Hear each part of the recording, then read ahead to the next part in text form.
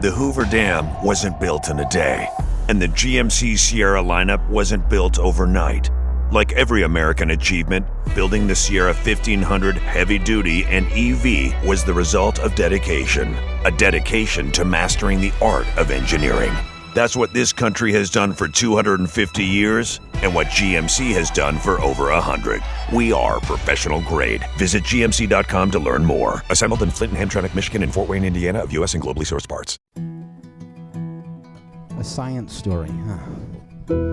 These NYU scientists, I felt right. But I was so And I just thought, well, I had figured it out It was that golden moment. because science was on my side.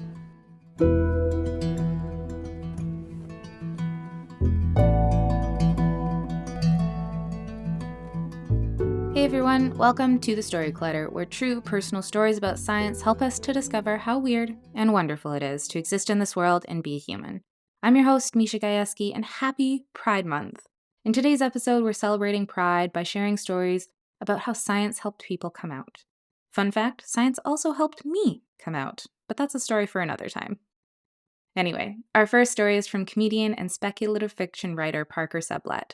Parker's story was recorded at Hudson Rivers Park's Pier 57 Discovery Tank, and I love this story for its unique insights on marine life and the gender binary. I can't wait for you to listen to this story. Here's Parker.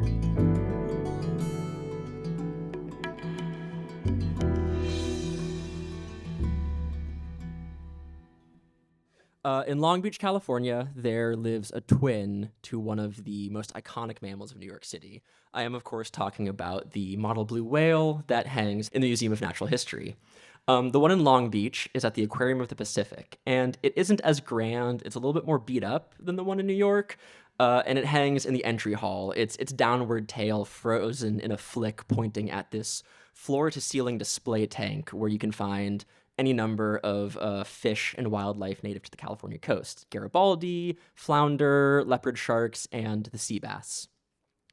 It was on one of the many visits when I was there with my family, and it was many visits because I made them take me as much as they would, where we had sprung for a guided tour, that I first heard the fact that fish can change their sex. This is the beginning of the very long story of how a fish made me trans. See, I am a non-binary trans woman. It's taken me a long time to get here, but I'm very proud and happy to say that because being a non-binary trans woman doesn't make a lot of sense. I have people ask me, how can you transition on a binary scale but identify on a spectrum? And it's really easy. You just do it. The categories are also made up. See, in taxonomy, which is the practice and science of categorization and classification, the word fish doesn't mean a lot. It is non-descriptive, non-specific. Anything that lives in or near water and has a spine can be a fish. And to my understanding, the spine thing somewhat optional. And so, I grew up with my parents making this joke that I was part fish, because I also wanted to be a marine biologist. I didn't stick with it. Shout out to you, Shannara. But I wanted that, and I grew up by the beach, grew up in this beachside suburb south of Los Angeles, where I spent every free moment of my childhood summers with my feet in the sand, in the water for as long as possible. I was always the last one out, and over the years, I learned to scuba dive and surf and paddleboard and swim and sail boats, all so I could spend more time in and on and near the ocean that I loved so much. When my mom wouldn't drive the 45 minutes, which could also be 2 hours because LA, traffic, to the aquarium in Long Beach, we would go one town over to this place called the Sea Lab. It was this conservation center and education center, and it has sadly since closed down. But when I was young, it offered after-school programs and touch tanks and internships, and it was the best. I remember actually one summer they were literally incubating baby octopi, and I got to, at 6 years old, hold a baby octopus in my hand. It was incredible. I was fascinated by sea life, and I still really am. And it's funny because talking about it now, it feels obvious how much the Pacific Ocean meant to me, but I didn't really realize that until I'd left it behind. And even now, after 7 years living in Brooklyn, I feel like a tourist. I don't really feel like I'm at home when I visit until I've gotten down to the beach and in the water and I have let a wave just toss me about like laundry. And growing up there, I didn't actually think a lot about my gender. I can't say that I've always known I was a girl trapped in a boy's body. That hasn't really been my story. If anything, I'm a little envious of people who have had that certainty their whole lives. But growing up, I think a lot of people who are assigned male at birth don't have gender forced on us in the same way people assign female. You know, we're still beholden to patriarchy, to the social norms of gender, but there's a little more looseness. And so growing up, I didn't really think of myself as a boy or a girl. I just thought of myself as a kid. But even kids hear a lot and internalize a lot. And even in a progressive area with liberal parents and caring teachers and kind friends, I heard trans people and the actions that we take to feel at home in our bodies referred to time and time again as unnatural. It's one of the primary rallying cries against us. And so when I got older, when I started puberty, when those gnawing feelings that something was off, that something wasn't quite right and I was different somehow grew, I ignored them. I shoved them down because I just didn't want to be seen as a freak of nature. So years passed, and I went from middle school to high school to community college without much consideration for the sea bass. My desire to be a marine biologist faded away, and I just felt this gnawing sense of alienation throughout these years. I had friends, I had hobbies, I had a life that was filled with like objectively good things, but I couldn't get away from the fact that when I was in the world, I felt like a fish out of water. And so after some time in community college, I realized that I needed to be somewhere else to grow. And in spring of 2018, I transferred to an arts college in Brooklyn. And there I got to meet trans people who are out for the first time in my life. And I got to hear other people talk about dysphoria and their feelings and their experiences. And I got to realize that I wasn't unique or strange in what I was feeling. I was perfectly natural. And the next couple of years were great. I enjoyed college. I got to experiment with makeup and dress in ways I hadn't before. And then March of 2020 rolled around and some things changed in the world. I got sent home from my dormitory back across the country to finish out the rest of my junior year from the safety of my childhood bedroom. I was depressed and dysphoric, and I was worried that I would be separated from that community I'd been building, from those people who had the answers to my burning questions, possibly forever. I had a lot of time to think in lockdown, and I thought a lot about my gender, about how I would be doing it differently if I was still in New York, how I'd be doing it differently if I wasn't at home, if I was someone else entirely. The semester ended, and by this point, it was June of 2020, so we had really lost track of the word unprecedented. And I was just desperate to do anything to distract myself, anything to get out of my parents' house. So I hit up a friend, and I convinced them to go with me to the recently and partially reopened Aquarium of the Pacific. I had just read this article published in Medium titled "There's No Such Thing as Fish." And I thought, maybe if I go somewhere from like one of my favorite places from my childhood, I'll feel a little less crazy. I didn't. But I went, and I was there walking around and thinking about this article that talks about cladists, who are biologists that study the grouping of living things. And they are different from taxonomists, but I cannot tell you how. And the article explained that cladists don't see fish as a useful term. It basically argued that if the very origins of life on Earth can be described as fish, but so can reptiles and amphibians and even some mammals, then, well, either everything is a fish or nothing is. And so that's kicking around in the back of my mind while I'm walking through this place from my childhood where I'm looking at terrified, masked faces. And then I find myself below that blue whale, standing in front of that touch tank, or display tank, looking up at what taxonomists and cladists would call a member of the subfamily Serraninae. I looked up at the sea bass, I watched it swim around, and I thought about this tour guide from a decade past. I watched the sea bass swim around, and I thought about how the word taxonomy hadn't been coined until 1813, but fish have been changing their sex since before our ancestors could walk upright. I thought about all of that, and I went home that day. We in the trans community talk about our egg crack moment. It's the moment that made us realize that we're trans. And for me, it felt a little bit more subtle. It was less of a cracking egg and more of a rising tide. When I think of where it started, it was there in front of that tank, looking up at a sea bass and thinking, oh, fuck, if a fish can do it, why can't I? And so I went home that day, prepared to finish out my degree, possibly through a webcam, and had more time to think. And I did. I had been looking so desperately for a correct answer, for a true-false binary. I had really needed this reminder that nature is very fluid. And so a couple months passed. I moved back to Brooklyn.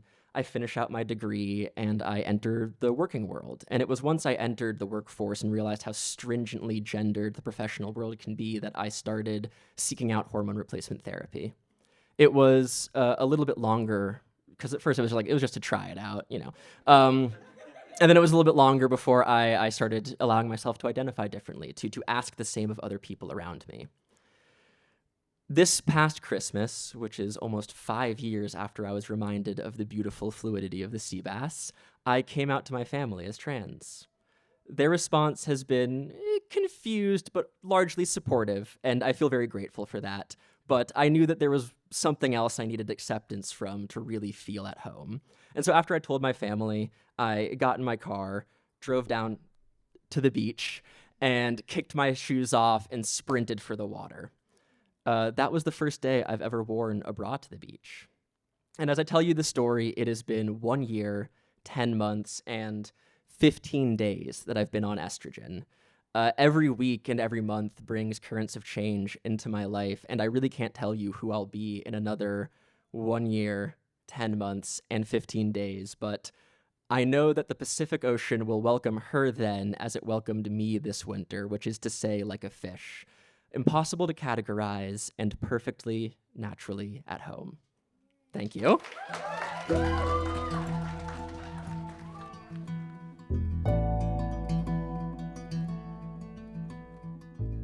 That was Parker. To learn more about her, visit our website, storyclatter.org. Being a storyteller on stage is just one way to make Storyclatter happen, but if sharing your story in front of an audience isn't your thing, maybe becoming a Storyclatter donor is more up your alley.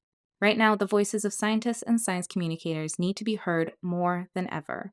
At Storyclatter, we believe that personal stories can cut through the noise, connecting people to the human side of science, building trust, and making complex issues real. But we can't do this work without you. Storyclatter donors play an essential role in our ability to bring you this podcast, share these stories, and foster conversations that matter. If you believe in the power of science storytelling, please donate to the Storyclatter at storyclatter.org/donate. The most popular level is $10 a month, and you can make your tax-deductible donation at storyclatter.org/donate. But really, any level makes a difference, and we're so grateful to everyone who supports Storyclatter. Hey Storyclatter listeners. So if you're like me and live in a city, you've probably accepted that there's a certain grit in the air. From traffic, construction, or that one neighbor who smokes way too close to your window. And here's the kicker. Indoor air can actually be up to 100 times more polluted than outdoor air. Gross, right? And as someone who loves evidence-based everything, I'm so glad I got an air doctor. It's not just another air purifier. Air Doctor was voted best air purifier by Newsweek, and 98% of customers say their home's air feels cleaner, safer, and healthier. It filters out 99.99% of airborne contaminants, including gases, smoke, allergens, and even viruses. And it captures ultrafine particles 100 times smaller than standard HEPA filters can. It's sleek, super quiet, super easy to use, and it works. Best part? Right now, Storyclatter listeners can get up to $300 off at airdoctorpro.com. That's AIRDOCTORPRO.com when you use promo code COLLIDER. COLLIDER. Hey Storyclatter listeners, if you've ever tried to build better habits, drink more water, eat healthier, sleep more, you know how hard it can be to stick with it. But one thing that actually stuck for me, getting an AquaTrue water purifier. Clean water became the easiest healthy habit to maintain. AquaTrue's system uses reverse osmosis to remove contaminants like those forever chemicals PFAS, as well as things like chlorine, lead, even mold spores. The kind of stuff you don't want in your body, especially long term. Since switching, I've been drinking way more water, and yeah, I feel it. More energy, fewer headaches, better sleep. Even my cat drinks it now. And the setup, beyond easy. No plumbing, no stress, just plug it in. Right now, Story Clutter listeners can get 20% off any AquaTrue purifier at aquatrue.com.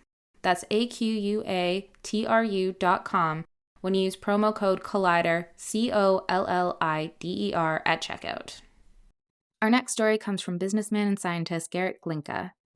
We recorded this one at our home base, Caveat, in New York City. I'm so grateful Garret shared his story with us, and I hope you find it as moving as I did. Here's Garret.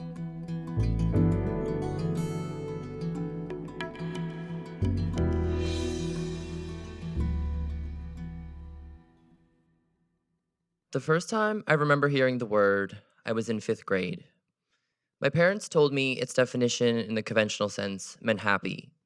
But in context related to me, the kids at school were using it to imply that I liked boys. I was bullied a lot in grade school. Somehow, I was always the easy target. Probably because I was that little boy with a feminine voice for everyone to pick on. My classmates used to ask me straight up to my face, "Are you gay?" Or, "Why do you talk like that? Why do you sound like that?" I was never really friends with them. There was no trust there. So I always said no and just walked away. Because how could they know me? Because how could they know who I was if they didn't even know me? I always dreaded these altercations that came off as very rude and accusatory. They made me feel misunderstood and confused about myself. Because I thought I was just like every other boy. But even at home, my family would always tell me to stop talking like a girl, to stop whining. Although I had one cousin who didn't care what I sounded like, only that we'd have fun on our next weekly adventure at our weekend sleepover. Of course, I didn't tell my family about the bullying at school, though, so I had to deal with their harsh comments, even if they meant the best. The thing is, I became very aware at a young age that I did not sound right. I learned to hate my voice. I maneuvered most of my early life very quietly. People used to think I was just shy, but I was really scared of being heard and labeled as that boy with a feminine voice. In 6th grade, the girls would find it fun to ask me out just to see what I would say. In 7th grade, the few friends I had distanced themselves from me because they didn't want to be associated with the feminine boy. The boys in 8th grade would kick me in places that men should never be kicked, just to see what kind of parts I had down there. In 9th grade, they would try to steal my phone as I walked through the hallways to see who I was texting. Quickly, I learned what it meant to be a fly on the wall, as I dart between class with my head down, walking as fast as I could to avoid the destructive hands of my peers. It was in 10th grade that I was introduced to something that would change my life: biology.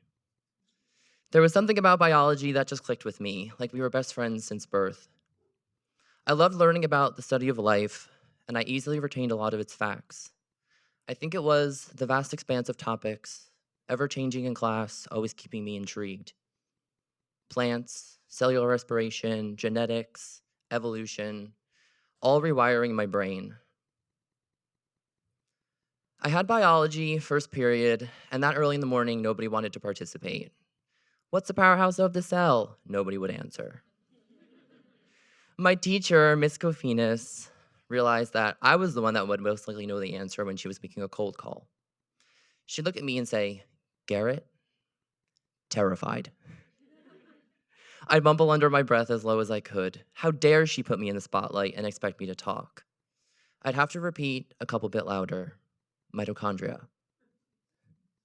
With each cold call, I'd be correct, and Miss Kofinas would be so pleased.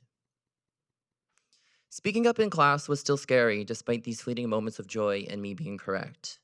It opened the opportunity for my classmates to hear me and be reminded that I was still that boy with a feminine voice. Giving the correct answer gave me some confidence, but not in how I sounded. At least if I was going to speak up, my voice wasn't the topic of scrutiny if I'd given the wrong answer. Nonetheless, throughout the year, Miss Kofinas had me falling in love with biology. I think it was because, in those moments, for what felt like the first time in my life, my voice was associated with something good. I knew I wanted to continue studying biology in college. I was a commuter. I only lived 20 minutes away. I found myself in situations where I didn't need to be social, where I had the freedom to sit in the back of the lecture hall and avoid contact from others.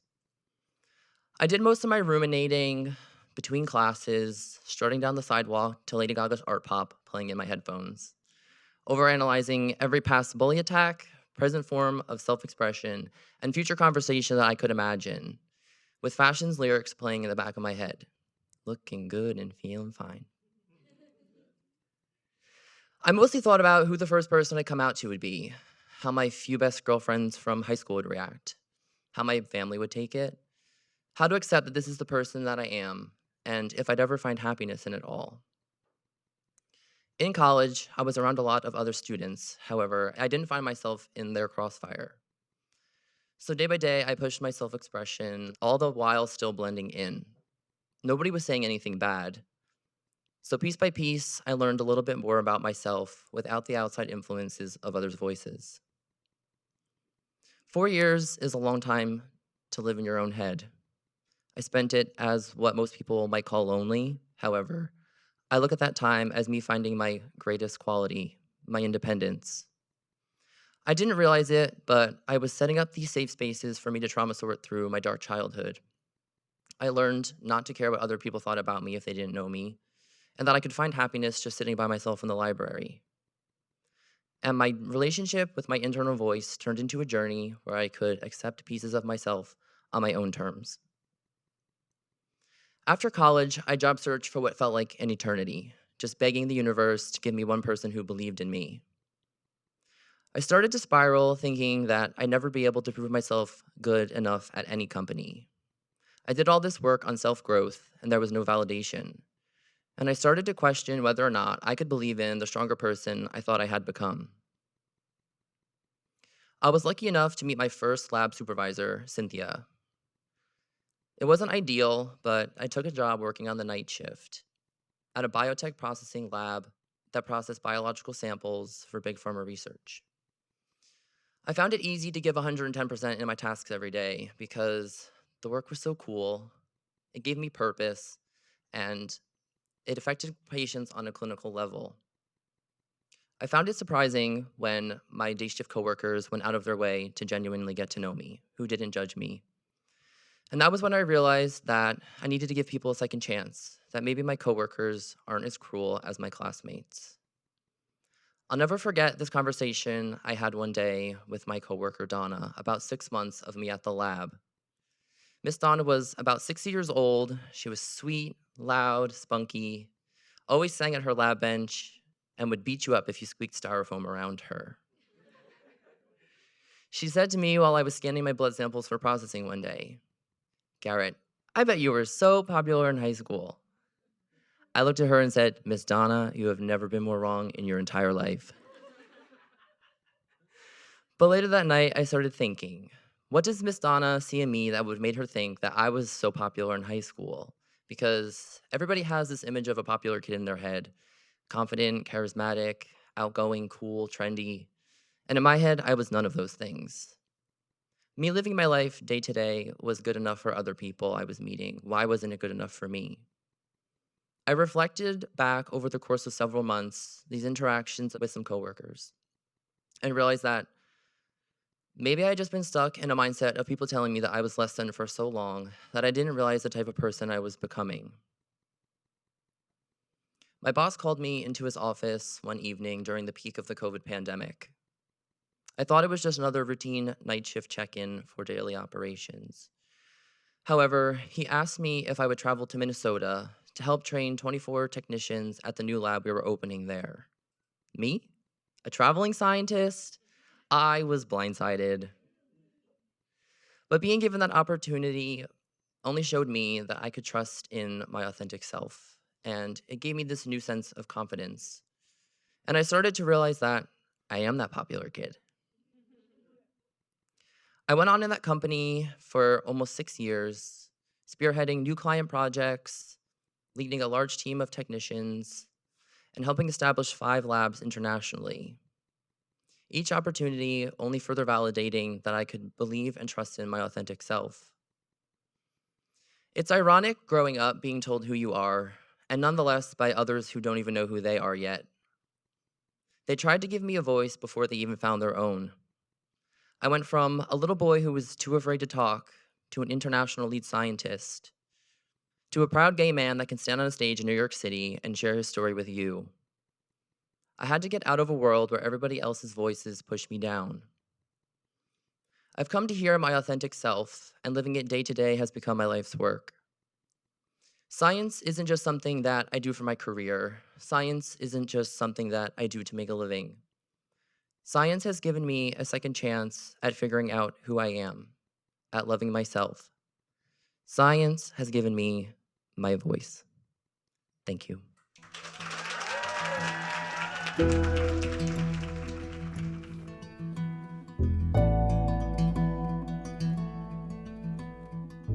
Wow, Garret's story is such a powerful and courageous reflection on what it means to discover and embrace your authentic self. I'm sure it will resonate with anyone who's still on that journey. To learn more about Garret, visit our website, storyclatter.org. Our website is just one way to connect with Storyclatter, but there are so many other ways, and we hope you'll use them all. You can always follow us on social media. We're on Facebook, Instagram, TikTok, and Blue Sky. Head to storyclatter.org to become a financial supporter. If you're interested in coming to one of our shows, starting a Storyclatter show in your own community, or even learning how to tell your own science story, you can find everything you need on our website. And something extra exciting, we're hosting our very first weekend storytelling retreat this summer. From August 8th to 10th, we'll be at the beautiful Bethany Arts Community in Ossington, New York, for a fun, immersive experience designed to help you level up your science communication skills and craft a powerful personal story. It'll be an intimate group with hands-on workshops led by some of our best instructors. Space is super limited, so while registration is open until July 1st, there's a good chance it'll fill up before then. Just a heads up.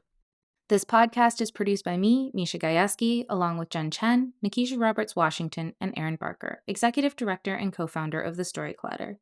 The stories featured in today's episode were produced by Christine Williams, Grant Bowen, Paula Croxon, and Diana Lee. Special thanks goes out to the Storyclatter's board and team. Our theme music is by Ghost, and next week we'll be back with stories about toxic relationships and red flags. You won't want to miss it. Until next time, thanks so much for listening.